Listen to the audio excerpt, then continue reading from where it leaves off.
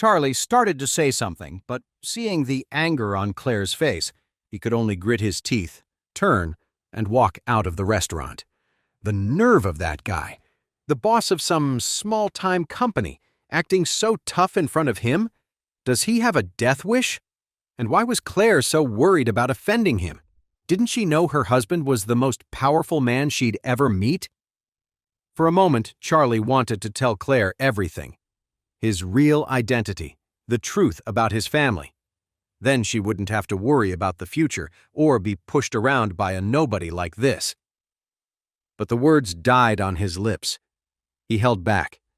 Revealing his identity meant officially accepting his place in the Wade family. It meant going back, rejoining the clan. And he didn't want to go back. Standing at the entrance of the hotel, Charlie looked up at the second-floor window, then pulled out his phone. He called Stephen Thompson. "I need you to look into a company for me. Future company. Find out who their recent clients are and what projects they're working on." Stephen's respectful voice came through the phone. "Mr. Wade, most of Future Company's major clients are smaller businesses that fall under the Wade family's umbrella. They also landed a few real estate projects with the M. Grand Group this year." "Is that right?" Charlie sneered. So all this time, this Byron Walsh clown was just feeding off the scraps from his family's table. Charlie almost laughed out loud. How would Byron feel if he knew he was insulting the man who basically signs his paychecks? Thinking about it, he said to Stephen, "Help me teach Future Company a lesson." Stephen asked respectfully, "Mr. Wade, what do you have in mind?" "Oh, just pull all of our business with them. I've decided I don't like their company." "Who would dare to offend you? Do you want me to just take care of their boss? I can make him disappear." Charlie waved a hand dismissively, a small smile on his face. "No, don't always jump to killing. If he's dead, how can he feel any pain? Just bankrupt him. Ruin him so completely that he spends the rest of his life on the streets." "Of course, young master. Give me a few minutes. I'll make the arrangements." For Stephen, bankrupting Future Company was as easy as squashing a bug. Charlie finished his call, hung up the phone, and looked back up at the restaurant. He could see Claire was still apologizing to Byron, who was acting smug and arrogant. Charlie could only imagine the things he was saying. He simply sat down on the curb, lazily waiting for his wife to come out. On the street, Charlie, dressed in his simple clothes, looked like any other person passing by. No one would give him a second glance. Yet, with a single phone call, he could turn a well-known Orris Hill businessman into a pauper with nothing. Claire kept pleading with Byron, and after a while his angry expression seemed to soften. A moment later, she walked him out of the hotel. Byron's face, still red from the hot soup, was throbbing with pain. He saw Charlie sitting on the side of the road and shot him a hateful glare. Then he turned back to Claire. "For your sake, I'll forgive your useless husband this one time. I'll take you to dinner tomorrow night, and we can talk about the partnership." On the surface, it sounded like he was being gracious, but inside, he was still seething. If Claire hadn't been apologizing so desperately, he would have already called his guys to come and deal with Charlie on the spot. But Byron had no intention of actually letting Charlie off the hook. He just wanted to get Claire alone tomorrow, and then he'd find someone to take care of her husband permanently. Charlie walked over and said to Claire, "Honey, let's go home. There's nothing to talk about with a jerk like him who's about to go bankrupt, let alone make a deal." Byron's face twisted in fury. "Kid, you must really have a death wish, saying I'm going bankrupt. You know, the only reason you're still standing right now is because I'm doing a favor for Claire." Charlie sneered and slapped him hard across the face. The sharp sound of the slap echoed on the street. Byron was stunned, covering his face. He shouted angrily, "You piece of trash! How dare you hit me?" Charlie sneered. "What's wrong with hitting you? You deserved it, so take it." After saying that, he raised his hand and slapped him again, making his other cheek swell up. Even though Claire was disgusted with Byron, seeing Charlie slap him twice in a row made her nervous. She quickly said, "Charlie, what are you doing? I told you not to start fights with people." She wasn't worried about the business deal. She was worried that Byron would retaliate against Charlie. After all, Byron was a powerful man. How could he just let this go after being publicly humiliated? Sure enough, Byron lost his temper completely. He pointed at Clare and said, "Listen, Wilson, your husband is going to pay for this today. I'll kill him. I'll make him disappear from Orris Hill for good." When Clare heard this, she said angrily, "You're disgusting." "Disgusting," Byron snorted. "Don't think I don't know that the Wilson family has already kicked you out. You think you're still one of them? Let me tell you something. In Orris Hill City, I can crush your entire family with one phone call. So if you don't want anything bad to happen to them, you'd better get on your knees and come to my bed. If you make me happy, I might forgive you." Clare trembled with rage and said sharply, "Byron, you are a monster." "I'm a powerful man. What's wrong with being a little shameless?" Byron said without a hint of shame. Charlie stood up and said to Byron, "Mr. Walsh, you're already bankrupt, so you can save the tough guy act," Byron said without a hint of shame.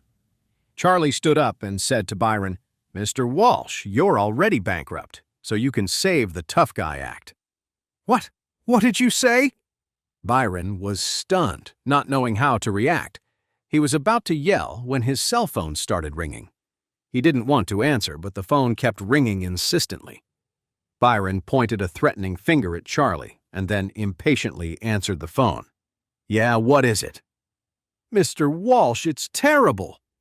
The partners who were supposed to work with us just pulled out. They've canceled all our deals."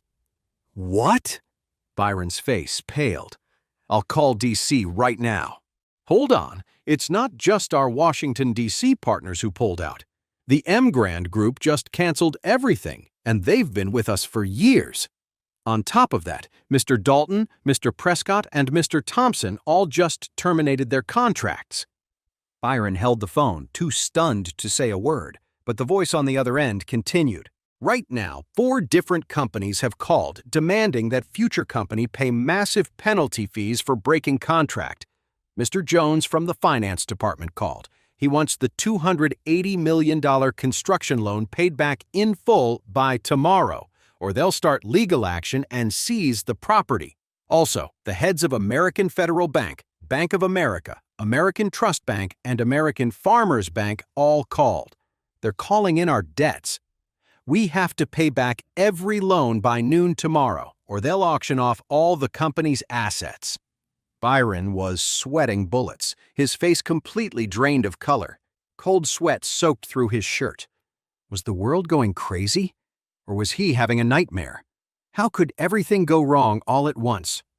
It felt like it was all coordinated, like someone had planned it. What was going on? What the hell was happening? After one hit after another, Byron was sweating buckets. He could barely stand, needing the wall to hold himself up. Clare didn't know who was on the phone, but seeing Byron's expression change so drastically after taking the call, she couldn't help but wonder if he was having some kind of medical emergency. "Charlie, is Byron sick or something?" Charlie smiled faintly. "Maybe. It seems like he has some kind of brain problem. He can't even remember who he is anymore." The panicked, crying voice of his secretary came through the phone, but Byron could barely hear it. There was a ringing in his ears, and his mind was stuck on what Charlie had just said. "Mr. Walsh, you're already bankrupt." Byron was drenched in a cold sweat. He raised his head in horror and stared at Charlie. Could it be true? Was Charlie some kind of psychic? He really was bankrupt. Byron slid down the wall in despair. Charlie gave him a cold look and said to Clare, "Let's go." Clare didn't understand what was happening with Byron, but she didn't want to look at him a second longer. She turned to leave. Just then, Byron seemed to snap out of it. He shot his head up, his eyes locking onto Charlie.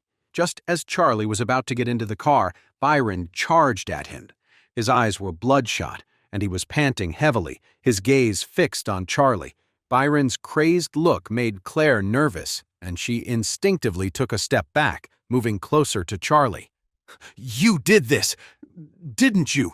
You did all of this. Byron stared at Charlie, his voice filled with panic. Charlie glanced at Byron and said flatly, "Get lost." His tone was sharp and dismissive, like he was talking to a stray dog. The onlookers stared at each other in shock. "Oh my God, isn't that the famous Mr. Walsh?" The people watching couldn't believe it. This guy dressed like a nobody was daring to talk to Mr. Walsh like that in public? Did he have a death wish?